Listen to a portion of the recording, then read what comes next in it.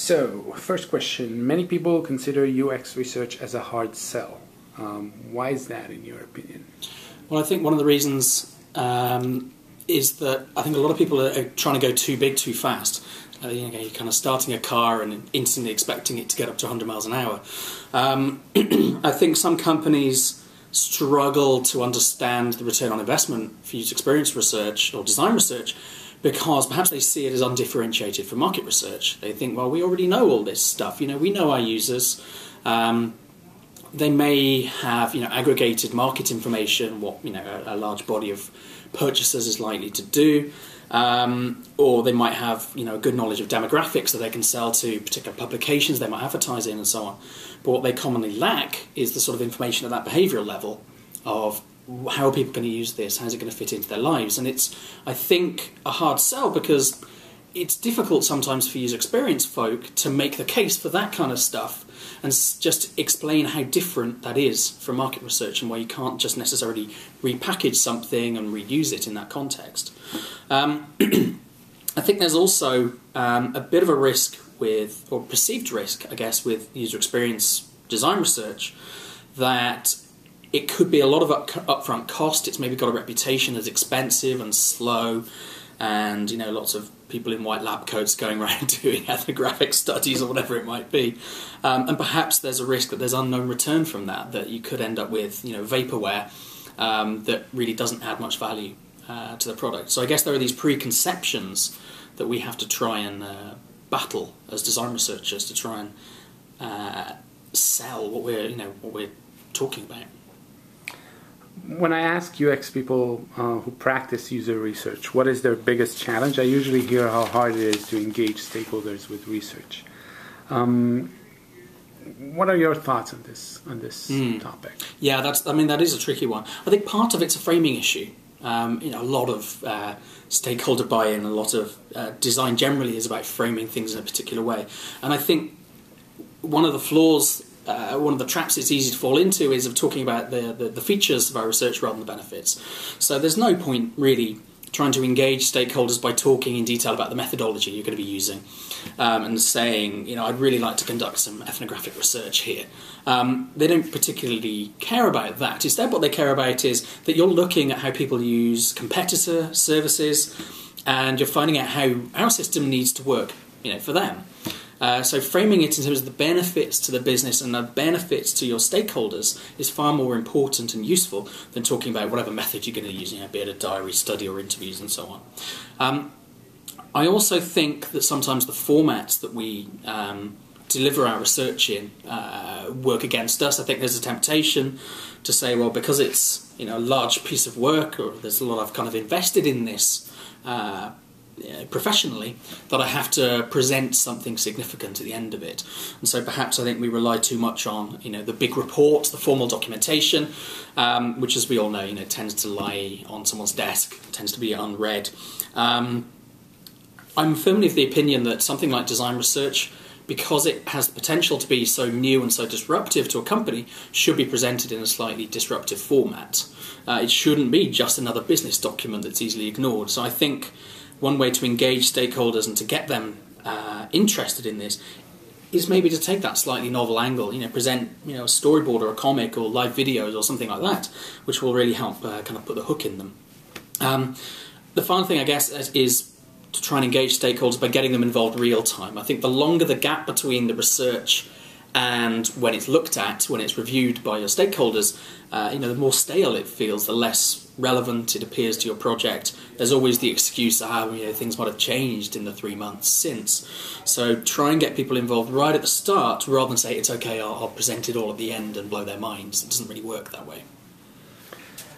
Your book is called Undercover UX Design. What are some undercover UX research you can suggest to struggling practitioners? Sure. Usability testing is obviously, it's a given. I would contend if you're not doing that, then maybe you're not even practicing user experience design. I think it's that critical.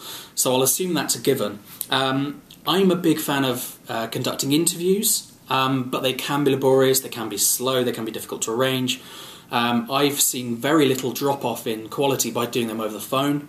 rather than doing them face-to-face. Now, people talk about the loss of body language and the context and those subtle nuances. Yeah, sure, you lose some of that. But if you craft your questions well enough, you can actually churn through phone interviews very quickly.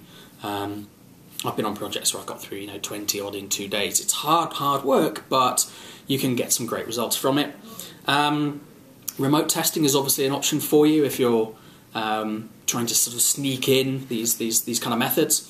There are obviously dozens of tools available for this kind of thing, so it's really a question of just playing pick and mix, just going through them, seeing which ones suit your needs and which don't. There are some fantastic tools out there, just as there are some pretty dreadful ones as well.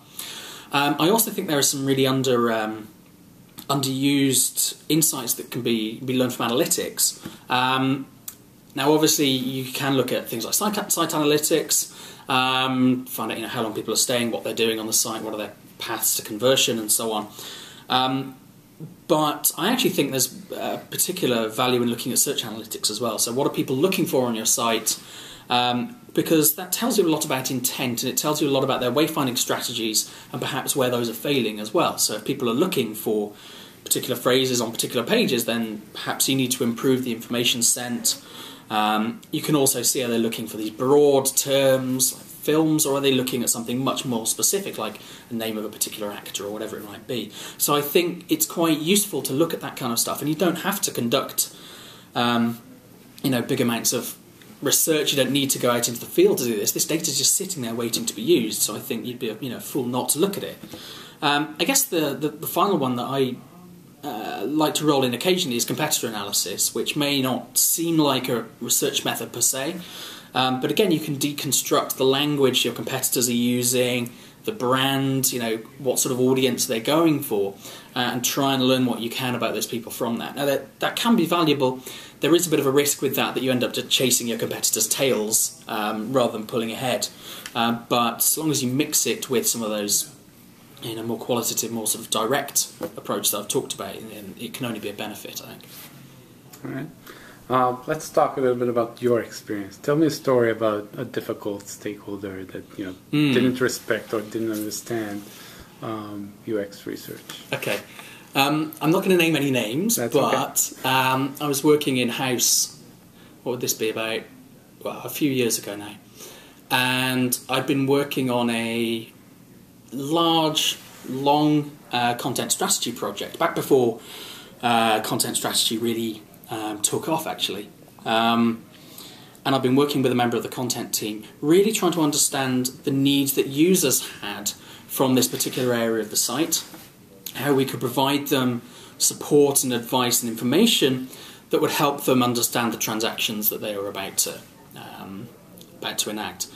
And we'd spent a long time plotting this thing out. We'd spent a couple of months. We'd got a survey going out. We'd got some phone interviews lined up. We'd finally garnered access to the right analytics data and so on. And there was a big reshuffle just as we were getting to the meat of that project, and we had to report to a new person who's appointed sort of head of content and a lot of things that went with that. And this lady's fantastically intelligent person, but really quite derailed our plans. We spent a lot of time crafting this, and this is one of those scenarios where politically we really just had to bite the bullet and do what she said. So unfortunately, a lot of this work we've been doing had to get kind of watered down, and the survey we crafted laboriously ended up basically talking about something else altogether. That was a difficult one because, as I say, we kind of had to just bite the bullet and do it her way, and then start again from the ground and say, okay, we understand, we've got that out of the way, but here are some things we still think we've missed, and try picking that information up. So, for instance, we had to resort to things like talking to customer service representatives, which actually is a really valuable way to do it, because you've got them, talking to customers day in, day out. But we had to think laterally. Now those avenues that we'd planned had been closed off or had been used for different purposes. It did leave us kind of scrabbling a little bit for a plan B.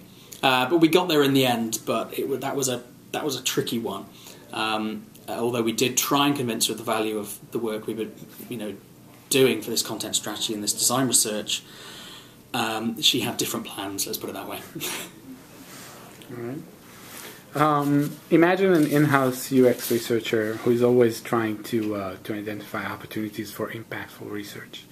What would you recommend they do to better identify such opportunities? Yeah, I mean, this is a really difficult one. I think your obvious entry point has to be to look for the pain points in the existing process. Now, you can look at things like analytics. You can look at particularly, customer service logs, CRM systems, complaints that come in, to your customer service representatives, because, well, heck, they're the ones on the front line. They know, in fact, they probably have a picture in their mind of the top 10 things that if only they were fixed, their call volumes would drop off.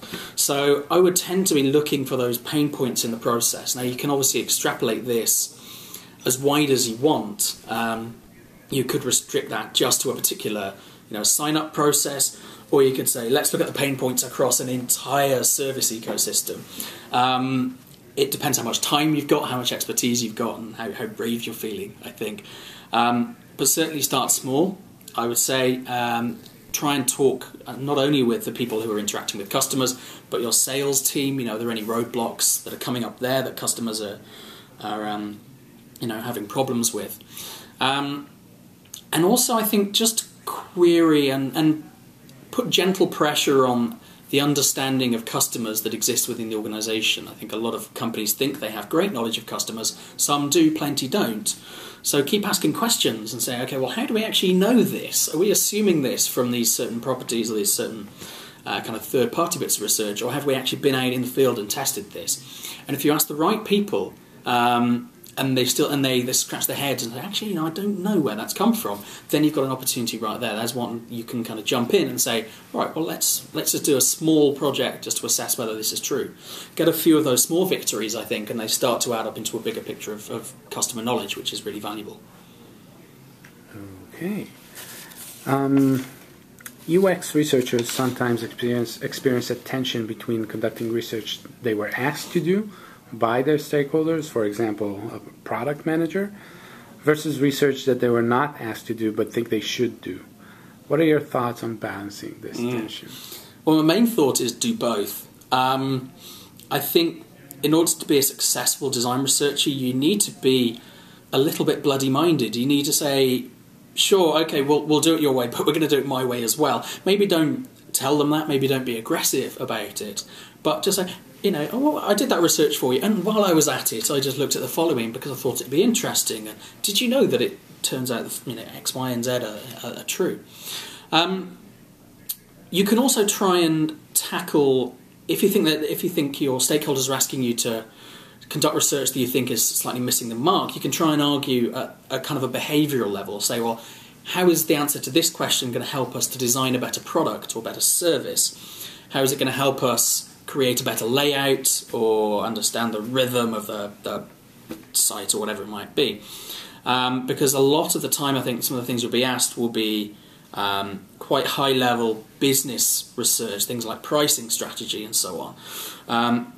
And it's better, I think, to find out what the root cause is for that request. So if someone's saying, ask some fairly silly questions like, would you pay $5 for this service? Try and frame, well, what is it you actually want to understand by this question? What are you trying to find out?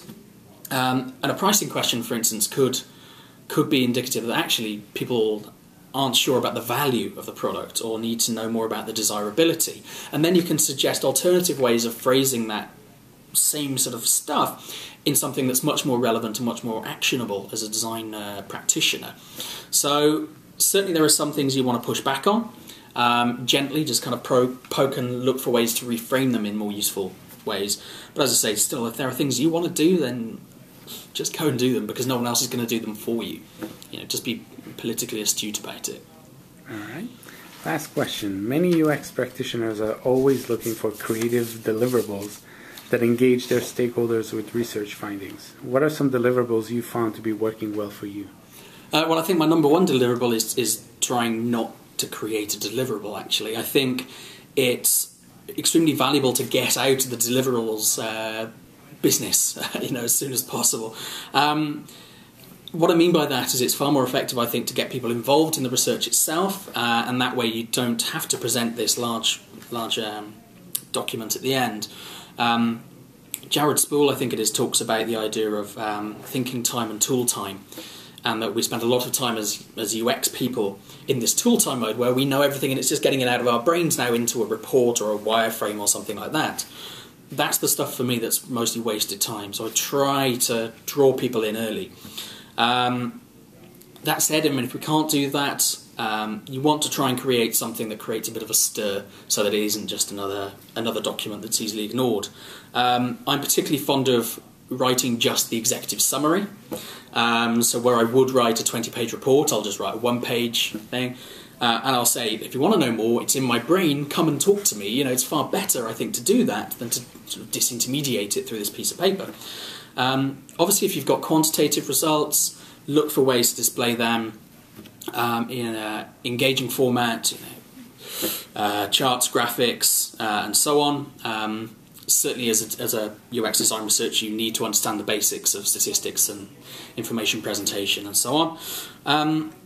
I also try and use live video wherever I can, because that really engages people on this quite personal level. There's nothing more powerful than seeing 5 people struggling and scratching their heads and swearing at your product when you thought it was fantastic. That'll very quickly get you around to realising you need to do some more work.